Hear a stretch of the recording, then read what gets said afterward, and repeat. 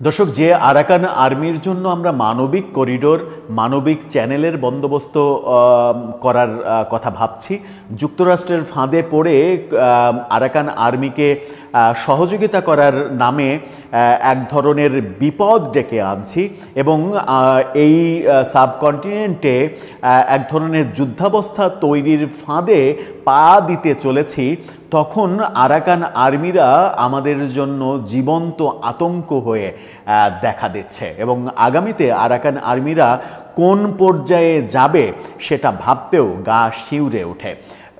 একদিন আগেই আমরা দেখেছি বান্দরবনে ওপেন আরাকান আর্মির সদস্যরা একটা অঞ্চল দখল করে রাস্তায় টহল দিচ্ছে। এবার আমরা দেখলাম যে নদী থেকে আরাকান আর্মিরা জেলেদের ধরে ধরে নিয়ে যাচ্ছে। কোন পথে এগোচ্ছি আমরা? করিডোর কি আমরা দেব? আরাকান আর্মিকে সহযোগিতা করব? আরাকান আর্মিকে সহযোগিতা করতে গিয়ে আমরা আমেরিকার সাম্রাজ্য করতে দেব? এখানে চীনের শত্রু হব আমরা? ভারতের শত্রু আরও বেশি করে হব? সেই ক্ষেত্রে চীন এবং ভারতের শত্রু হলে রাশিয়ারও শত্রু হয়ে যাব? পরিস্থিতি আমাদের দেশটা কি যুদ্ধের ঘাঁটি হিসেবে ব্যবহৃত হবে? সেই আলোচনাগুলো করার চেষ্টা করব এই ভিডিও। বলছিলাম আরাকান আর্মির দৌরাত্ম্যের কথা। আমরা একদিন আগেই দেখেছি বান্দরবন অঞ্চলে আরাকান আর্মি প্রকাশ্যে রাস্তায় অবস্থান নিচ্ছে। তারা একটা শেল্টার তৈরি করেছে এবং রাস্তায় টহল দিচ্ছে এবং তারা সশস্ত্র অবস্থায় টহল দিচ্ছে। সেই ভিডিও চিত্র সামাজিক যোগাযোগ মাধ্যমে ছড়িয়ে পড়ার পরে মানুষের মনে যে আতঙ্ক জন্মেছে, সেই আতঙ্কে আবার নতুন করে ঘি ঢাললো আর একটা ঘটনা, টেকনাফের ঘটনা। সংবাদ মাধ্যম কি বলছে শিরোনামটা দেখে নিন। সেখানে বলা হচ্ছে, টেকনাফে 5 জেলে নৌকা সহ ধরে নিয়ে গেল আরাকান আর্মি। অর্থাৎ জেলেদের এবার ধরে ধরে নিয়ে যাওয়ার চেষ্টা চলছে, নিয়ে যাওয়ার ঘটনা ঘটছে এবং সেটা বঙ্গোপসাগর থেকে। এই ঘটনা যদি অব্যাহত থাকে তাহলে আমরা কোন দিকে যাব? আরাকান আর্মিদেরকে মানবিক সহযোগিতা, মানবিক করিডোর, মানবিক চ্যানেল নানাভাবে সংজ্ঞায়িত করে আমরা আমেরিকার ফাঁদে পা দিতে চলেছি। যখন এখন পর্যন্ত সরকারের অবস্থান স্পষ্ট হয়নি যে করিডোর সরকার দিচ্ছে না। ভেতরে ভেতরে অনেক কথা আলোচিত হয় যে নিরাপত্তা উপদেষ্টা ডক্টর খলিলুর রহমানকে বাংলাদেশে নিয়োগই দেওয়া হয়েছে আমেরিকার স্বার্থ উদ্ধার করার জন্য এবং তিনি আমেরিকার স্বার্থ দেখছেন। আমেরিকার স্বার্থ দেখার কারণেই তিনি এই করিডোরের বন্দোবস্তটা করে দিচ্ছেন।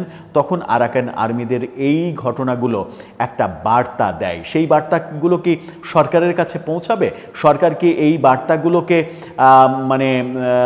নিয়ে ভাববে, ইকুয়েশন করবে, অঙ্ক করবে এবং অঙ্কের রেজাল্টগুলো কি জনগণকে জানাবে?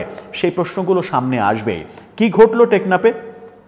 কক্সবাজারের টেকনাফে নাফ নদীর মোহনায় মাছ ধরতে যাওয়া এক নৌকার 5 জেলেকে অস্ত্রের মুখে জিম্মি করে ধরে নিয়ে গেছে মিয়ানমারের সশস্ত্র বিদ্রোহী গোষ্ঠী আরাকান আর্মি। গতকাল সকাল 9টার দিকে নাইখানদিয়া এলাকায় এই ঘটনা ঘটে। টেকনাফ উপজেলা নির্বাহী কর্মকর্তা শেখ এহসান উদ্দিন গত রাতে প্রথম আলোকে বিষয়টি নিশ্চিত করেছেন। এই খবরটি গত রাতে প্রথম আলো সামনে নিয়ে এসেছে। তিনি বলেছেন, স্থানীয় কোস্টগার্ড এবং সংশ্লিষ্ট কর্তৃপক্ষকে অবহিত করা হয়েছে।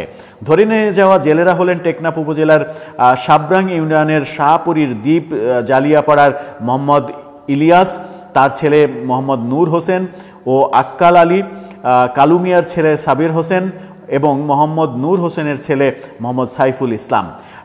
সাবরাং ইউনিয়নের ইউপি সদস্য আব্দুস সালাম জানিয়েছেন, সকালে একটি ইঞ্জিন চালিত নৌকা নিয়ে তারা মাছ ধরতে যান। এ সময় আরাকান আর্মির সদস্যরা স্পিড বোটে এসে তাদের ধাওয়া করে অস্ত্রের মুখে জিম্মি করে নিয়ে চলে যায়।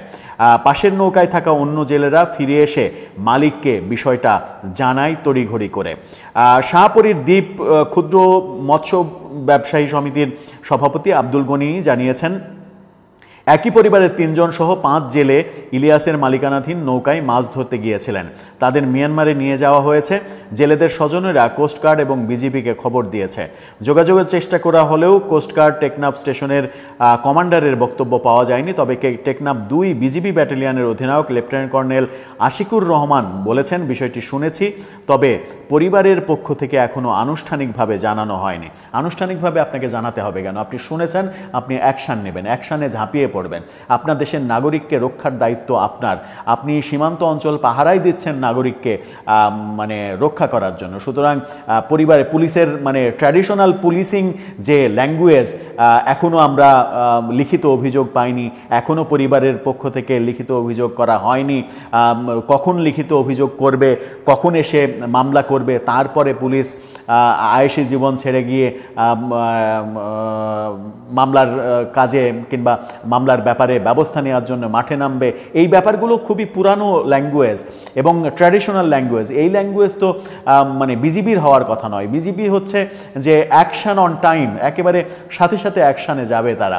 কিন্তু সবথেকে বড় কথা যেটা, সেটা হচ্ছে যে আরাকান আর্মি এই যে ঘটনা, এটাই যে প্রথম ঘটলো বাংলাদেশের ক্ষেত্রে সেটা নয়। আগেও এই ঘটনা ঘটেছে, কিন্তু পরপর একদিনের ব্যবধানে বান্দরবনে আরাকান আর্মিদের টহল দেয়া এবং প্রকাশ্যে আমাদের মাতৃভূমিতে, আমাদের ভূখণ্ডে তারা এসে টহল দিবে, তারা এসে রাজ করবে এবং আমাদের ভূখণ্ড থেকে, আমাদের সীমানা থেকে তারা জেলেদেরকে ধরে নিয়ে যাবে, নৌকাসহ নিয়ে চলে যাবে। এই ব্যাপারগুলো বড় একটা সিগন্যাল দেয়। সিগন্যালগুলো যেটা, সেটা হচ্ছে যে আরাকান আর্মির সঙ্গে মানে পেরে ওঠাটা কিংবা আরাকান আর্মিকে ঠেকানোটা বাংলাদেশ সরকারের জন্য অনেক বেশি কঠিন হবে। যখন আরাকান আর্মির মতো একটা সশস্ত্র মানে মোটামুটি সন্ত্রাসী গোষ্ঠী বলা যায়, এই সন্ত্রাসী গোষ্ঠীর সঙ্গে আবার সরকার যদি চায় তাদেরকে সহযোগিতা করার জন্য আমাদের ভূমি ব্যবহার করে তাদেরকে করিডোর দিবে, তাহলে সেটা বুমেরাং হয়ে ফিরে আসবে। বহু দিক থেকে গজব নেমে আসবে। গজবটা নেমে আসবে, এক হচ্ছে আমেরিকান আধিপত্যবাদ এখানে প্রতিষ্ঠিত হবে। সেই মানবিক করিডোর দিয়ে আমেরিকা যদি আরাকান আর্মির কাছে অস্ত্র সাপ্লাই দেয়, সেটা ঠেকানোর কোনো উপায় থাকবে না। আরাকান আর্মি একটা ভয়ার্ত মূর্তি হিসেবে আমাদের প্রতিপক্ষ হিসেবে দাঁড়াবে। আরাকান আর্মির পক্ষে যাওয়ার কারণে চীন আমাদের উপরে খেপবে, চীনকে সরাসরি আমরা শত্রু বানিয়ে দেব এবং এই আরাকানদের সহযোগিতা করার জন্য ভারত আরও বড় শত্রু হিসেবে আবির্ভূত হবে। সব মিলিয়ে আমাদের সামনের দিনগুলো খুব একটা যে নিরাপদ সেটা বলা যায় না। দর্শক, আপনার কি মনে হয় কোন পথে এগোচ্ছে পরিস্থিতি, কোন সিদ্ধান্ত সরকার শেষ পর্যন্ত নেবে? আপনার মতামত জানিয়ে লিখতে পারেন আমাদের কমেন্ট বক্সে।